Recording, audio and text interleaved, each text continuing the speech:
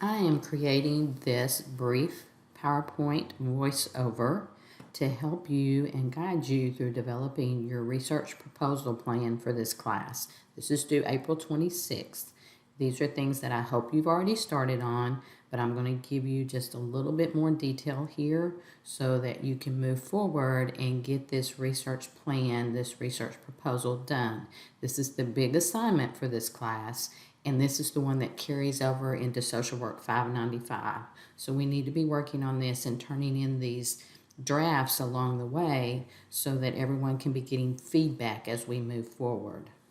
So I'm going to break it down here, just a brief run through of all the components and all the things you need to be thinking about. So where do I begin? This should be the question that you're asking yourself right now. I don't even know where to begin. Well, first of all, you either chose or were assigned one of the topics, the topic areas, and so you have that already. Some of the topics were written in form of a question, some were written in the form of a statement. If it is a question, it doesn't necessarily mean that that may end up being your research question. As you start learning more about the topic and the variables within that topic, so example, if you have the topic about asking the comparison between the relationship with money between men and women, you may get into reading about that and decide you want to look at a comparison of individuals based on their educational level. Do women who are at a professional level view their relationship with money different from men who are at a professional level? And also, do they potentially view their relationship money different from those who are not at a professional level, who are at a lower level of education? There's different ways that you can formulate the question that you want to investigate. So it may not be necessarily the question that was assigned, but it's still the topic that was assigned there. So you begin, if we go back to the research process, you begin by taking that topic, that concept, that idea, and you start reading about it in terms of what we know from research. We start finding existing research on those topics, and then that helps you draft the final research question that you're wanting to ask. Once you draft that research question, then you ask yourself, how are you going to answer that question? And that's when you get into designing your proposal. So, as you read about what others have discovered on the topic that you've been given, these ideas are going to start to inform in your head, and then you're going to make this your own, and you're going to create what you want to answer from this perspective.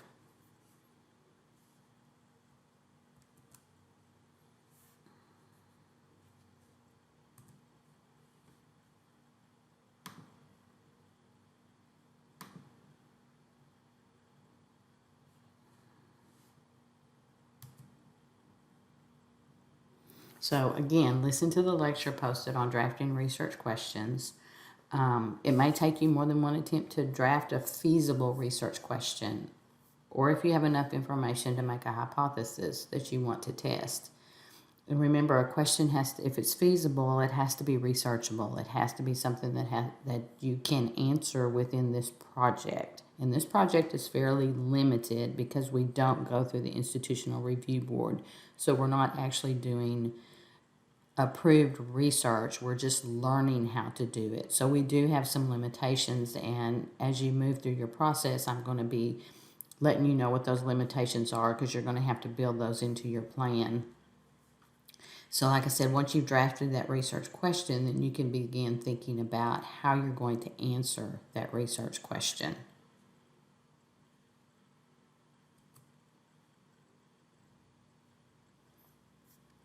So that's your methodology for your research plan. We want to know the who.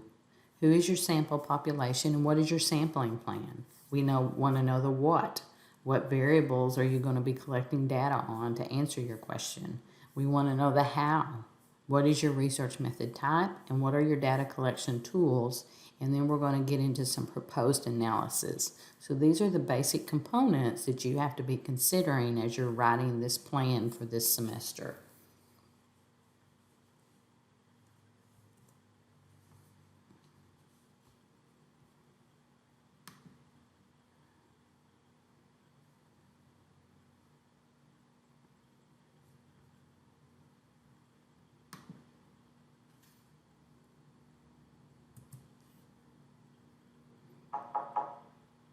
So first of all, think about who you need to engage to get the information or the data from them to be able to answer your research question.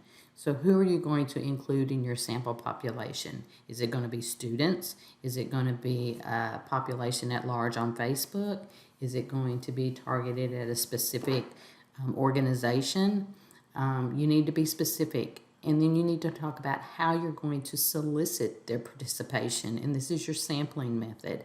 And I'm going to put a lecture up about the different sampling methods, but there's also a section, chapter in your book that talks about sampling. We're going to do some form of non-probability sampling. We won't do probability sampling for this particular assignment. So look at the non-probability sampling methods and determine which one you're going to be able to use to invite people to participate in your project, in your research study. Are there any inclusion or exclusion criteria? For any reason, are you only wanting females? Or you want individuals with only certain age groups? Or can anybody be a member of your sample population? And then you're going to have to estimate how many you want to participate. And you can make a statement such as, once 100 people have completed the questionnaire, the research project will be shut down, something like that. But you need to have all these characteristics of your sampling plan using research lingo, research terminology that you learn in your book to write exactly what you're going to do. The who, the how, what's included, what's excluded, and then how many you're going to want to participate. You need to have all that worked out ahead of time.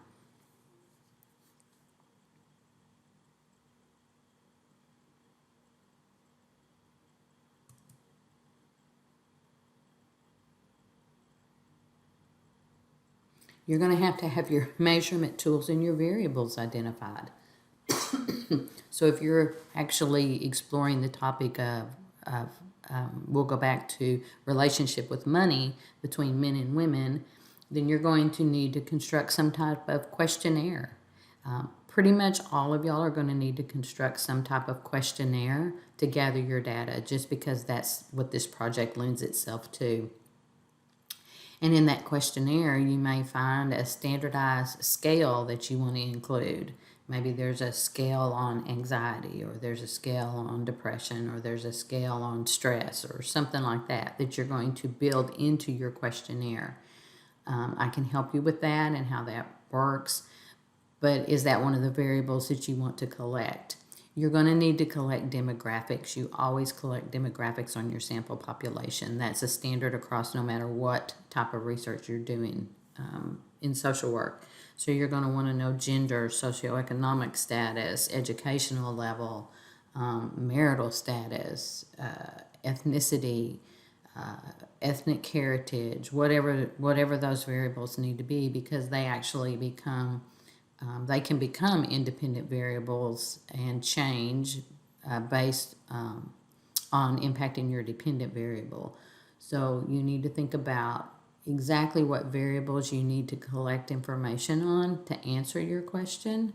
And this is beyond just your question a lot of times. So you have to think about that. And then you're going to have to create some type of tool, instrument to collect that information, to ask those questions. And again, most of the time what we use in this project is a questionnaire that you're going to create.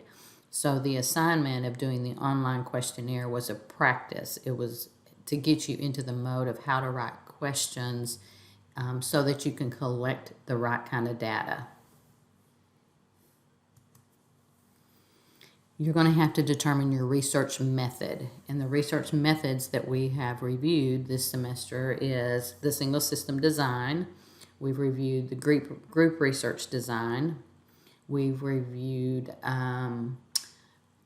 a little bit about qualitative, but we really don't do qualitative in this course. So the main methods that we use are a group research design or a single system design. Now again, the group research design also includes a survey. A survey is a one-shot group research design. So it is a method that we often use for this project.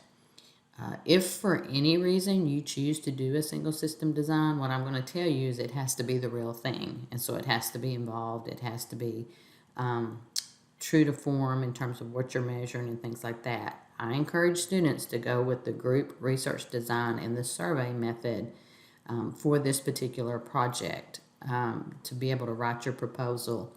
There's been some students who've actually had the opportunity and were able to do a pre-test, post-test because they were doing an intervention at their agency or something like that.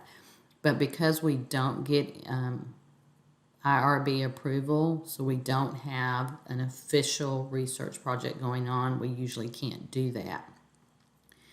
So think about a questionnaire that you could do, and you can create it. And if you're just needing to get individuals to participate, you can create a Facebook page for it. You can use Twitter. But again, you're going to have to be very specific when you're talking about your research method, how you're going to solicit the participation of your samples, how you're going to get your information. All of that has to be very specific when you're writing this. Though at the very end, there's a section for a proposed analysis. In this first part of the research, we don't go in depth into data analysis. You're going to get a brief overview the last few weeks.